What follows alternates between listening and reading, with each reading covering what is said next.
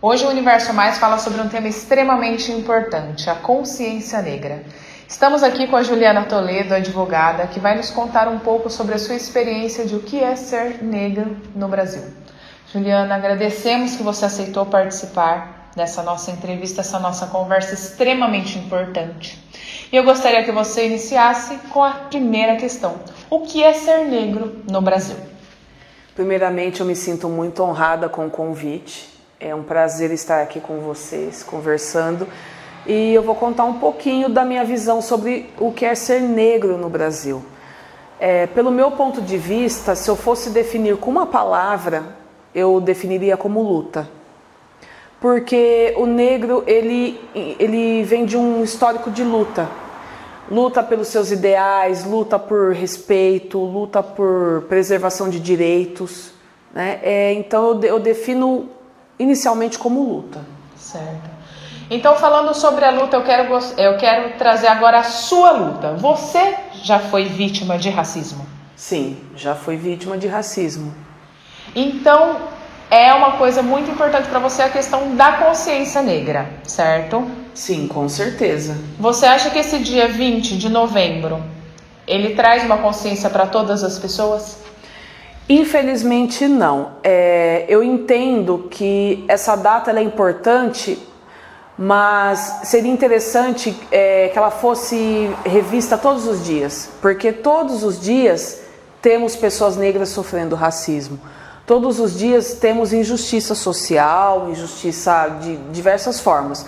Contudo, a gente precisa de uma data simbólica para reforçar a ideia para as pessoas de que o racismo ele existe sim, não é mimimi, não é frescura e que as pessoas precisam olhar com mais carinho, com mais cuidado para a comunidade negra, porque nós somos seres humanos, temos sentimentos, temos frustrações, alegrias e desejamos somente o nosso lugar na sociedade, só nos encaixar na sociedade, nada além disso. Você acredita que existe uma normalização do racismo? Sim, infelizmente acredito que houve uma normalização sim. As pessoas, elas com medo de serem taxadas como, digamos assim, xiitas, pessoas que só falam por meio de mimimi, porque as pessoas se importam com tudo, elas estão deixando de reconhecer a existência do racismo e de até lutar contra ele. E você me disse que existem métodos em que a pessoa que sofreu um crime de racismo, ela vai até a polícia. Como uma pessoa denuncia um crime de racismo? Vamos começar por aí. A denúncia ela vai depender da situação no qual ocorre.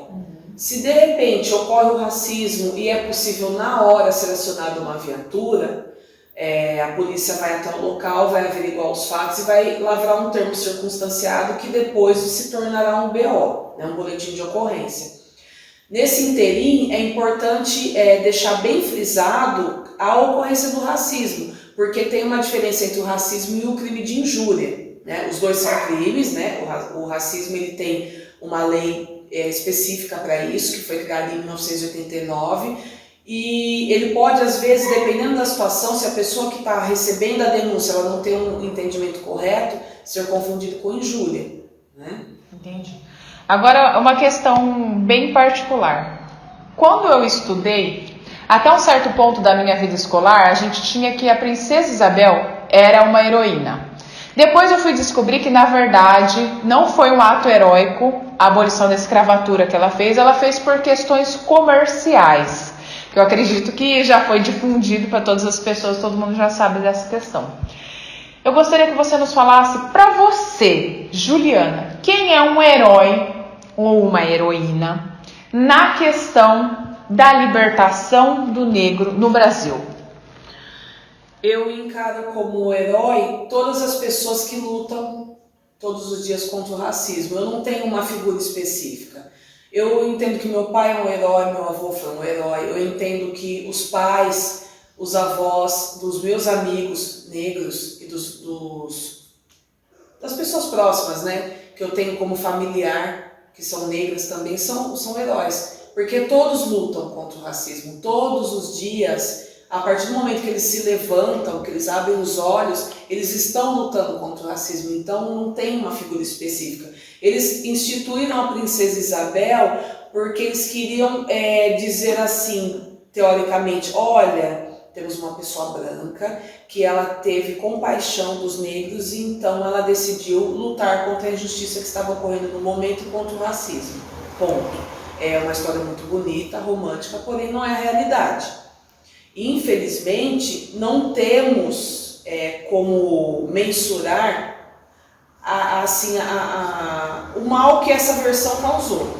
Porque, para mim, quando eu era criança, a princesa Isabel era a melhor pessoa do mundo. Ela era uma figura maravilhosa, ela era a princesa que foi lá com a caneta toda pomposa e assinou a Lei Áurea. Depois eu fui descobrir que não era bem assim. Quando a gente cresce, né, a gente vai encarando a realidade de uma outra forma. Então eu entendo, diante de todo o conhecimento que eu tenho, que todos os negros são heróis. E Ju, eu gostaria que você falasse o que as pessoas não ouvem. Eu gostaria de uma mensagem de uma mulher preta para todo mundo. A mensagem que eu tenho para passar para as pessoas que estão nos ouvindo agora é: nunca desista dos seus ideais, por mais difícil e por mais que digam que você talvez não consiga. Parece clichê isso, parece ser uma coisa assim que todo mundo diz e repete todos os dias, mas é uma realidade.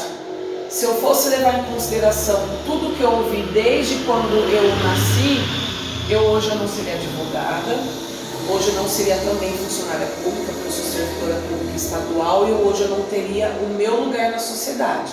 Óbvio que foi através de muito esforço, muita luta, né, e perseverança. Então, não desista. Eu sei que a realidade do Brasil é complicada. Nem todo mundo teve a sorte, o privilégio que eu tive de ter pais que incentivam, de ter uma família estruturada que me incentivou, que por mais dificuldade financeira que passasse, tentou da melhor forma possível me direcionar no caminho profissional. Eu sei que ocorre isso com poucas pessoas, mas mesmo assim não desista, porque você tem direito ao seu lugar e você vai ter o seu lugar se você quiser.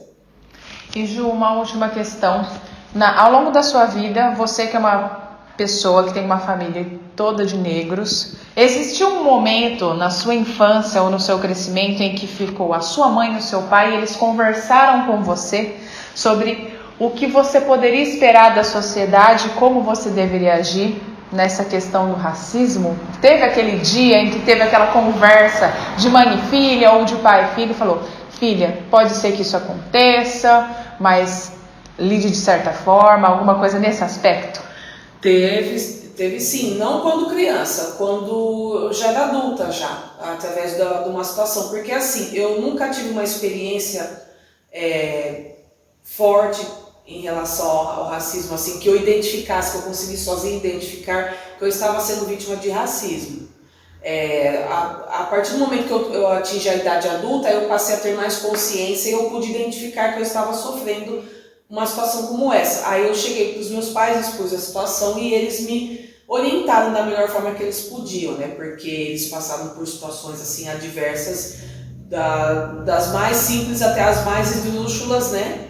E eu já não tive um contato com a situação como eles tiveram, né? Porque já tive um crescimento numa outra realidade, uma sociedade um pouco mais aberta, um pouco mais evoluída, não tanto, tá? Diga-se de passagem, mas um pouco mais evoluída. Mas tivemos sim uma conversa, foi duro ouvir, não foi fácil, porque a realidade para o negro nessa questão do racismo ela é muito cruel, mas ela é necessária.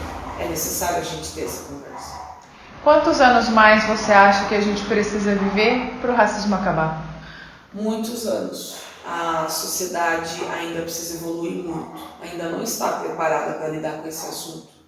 Em primeiro lugar, talvez para começarmos um caminho de evolução, a sociedade não pode ter medo de falar que tal pessoa é negra, tal pessoa é preta, dependendo da forma com que a pessoa acha que deva falar. Ou é negro ou é preto, não existe moreno.